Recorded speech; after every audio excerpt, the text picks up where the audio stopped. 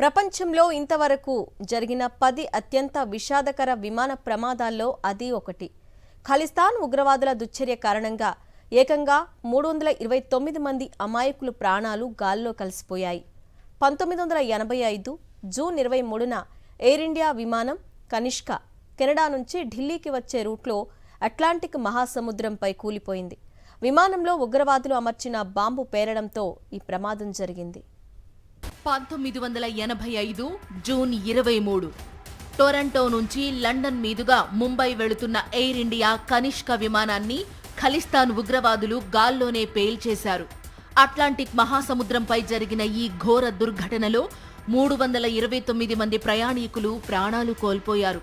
మృతి చెందిన వారిలో ఎక్కువ మంది ఇండియాను తరచుగా సందర్శించే కెనడా వాసులే. అమెరికా వరల్డ్ ట్రేడ్ సెంటర్పై విమాన దాడులు జరిగేదాకా కనిష్క బాంబు పేలుడు ఘటననే అత్యంత దారుణ ఉగ్రవాద చర్యగా భావించేవారు. కనిష్క ప్రమాదంలో 329 మంది చనిపోయారు.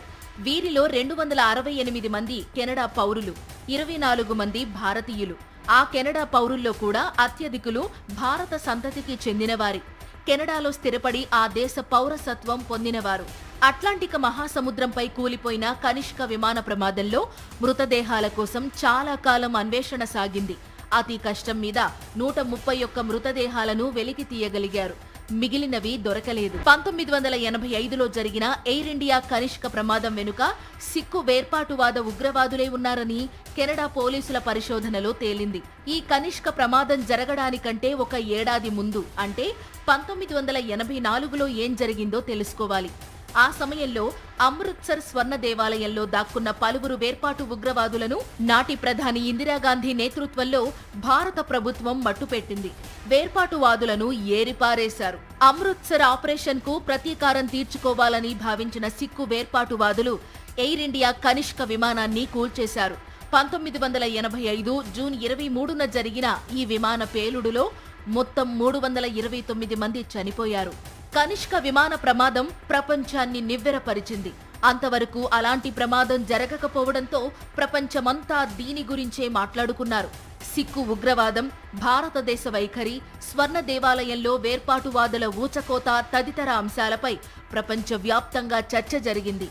అన్నిటికంటే ముఖ్యంగా కెనడా దేశంలో ప్రయాణం మొదలుపెట్టిన కనిష్క విమానంలోకి బాంబు ఎలా చేరింది, ఆ దేశ విమానాశ్రయాల్లో భద్రత అంత బలహీనంగా ఉందాలాంటి ప్రశ్నలు తెరమీదకు వచ్చాయి. కనిష్క ఘోర దుర్ఘటన జరిగిన కొన్ని నెలల తరువాత దీని వెనుక గల నిషేధిత తీవ్రవాద సంస్థ బబ్బర్ ఖల్సా సంస్థ నాయకుడు తల్విందర్ సింగ్ పర్మార్ను కెనడా పోలీసులు అరెస్టు చేశారు. ఆయనతో పాటు బాంబును తయారు చేసిన ఎలక్ట్రీషియన్ ఇంద్రజీత్ సింగ్ రియాత్ను కూడా కెనడా పోలీసులు అరెస్టు చేశారు. కనిష్క విమానంలో బాంబును పెట్టడానికి సిక్కు ఉగ్రవాదులు ప్రయత్నిస్తున్నారని కెనడా పోలీసులకు, ప్రభుత్వానికి ముందే తెలుసని అంటారు. ఆ దేశంలో సిక్కు టెర్రరిస్టుల కార్యకలాపాలపై నిఘా వేసిన పోలీసులకు ముందే పలు సంకేతాలు అందాయని అంటారు. అయినా సరే సకాలంలో సరైన చర్యలు తీసుకోకపోవడంతో ఇండియాకు బయలుదేరిన ఎయిర్ ఇండియా కనిష్క విమానంలో టెర్రరిస్టులు బాంబును పెట్టగలిగారు. భారతదేశం తరువాత ఎక్కువ మంది సిక్కులు కెనడాలోనే జీవిస్తున్నారు. కెనడా జనాభాలో 2% దాకా సిక్కులున్నారు. సిక్కు నేతలు కొందరు తమకు ప్రత్యేక దేశం ఏర్పాటు చేయాలనే డిమాండ్తో ఖలిస్తాన్ ఉద్యమాన్ని ప్రారంభించిన సంగతి తెలిసిందే. ఇందులో కెనడా సిక్కులు కూడా కీలక పాత్ర పోషించారు. 1980లలో సిక్కు వేర్పాటువాద ఉద్యమం పతాక స్థాయికి చేరుకుంది. అయితే ఈ ఉద్యమంపై భారత ప్రభుత్వం ఉక్కుపాదం మోపింది. ఫలితంగా సిక్కు ఉగ్రవాద నేతలు రెచ్చిపోయారు. ప్రపంచవ్యాప్తంగా పలు దేశాల్లో కార్యకలాపాలు నడిపిన సిక్కు వేర్పాటువాద నేతల కారణంగా భారతదేశం అనేక విధాలుగా నష్టపోయింది. స్వర్ణ దేవాలయంలో దాక్కున్న ఉగ్రవాదులను మట్టుపెట్టడానికి నాటి ప్రధాని ఇందిరాగాంధీ ఆధ్వర్యంలో జరిగిన ఆపరేషన్ విజయవంతమైంది. ఈ నేపథ్యంలో 1984 అక్టోబర్ 31న ఇందిరాగాంధీని సిక్కు టెర్రరిస్టులు చంపేశారు. అయినా వారి కసి తీరలేదు. ఇండియాను మరింతగా ఇబ్బంది పెట్టడానికి ఎయిర్ ఇండియా విమానాలను లక్ష్యంగా చేసుకున్నారు. మొదటగా కెనడా నుంచి ఇండియాకు బయలుదేరిన ఎయిర్ ఇండియా కనిష్క విమానంలో బాంబు పెట్టి కూల్చేశారు. 329 మంది అమాయకులను పొట్టన పెట్టుకున్నారు.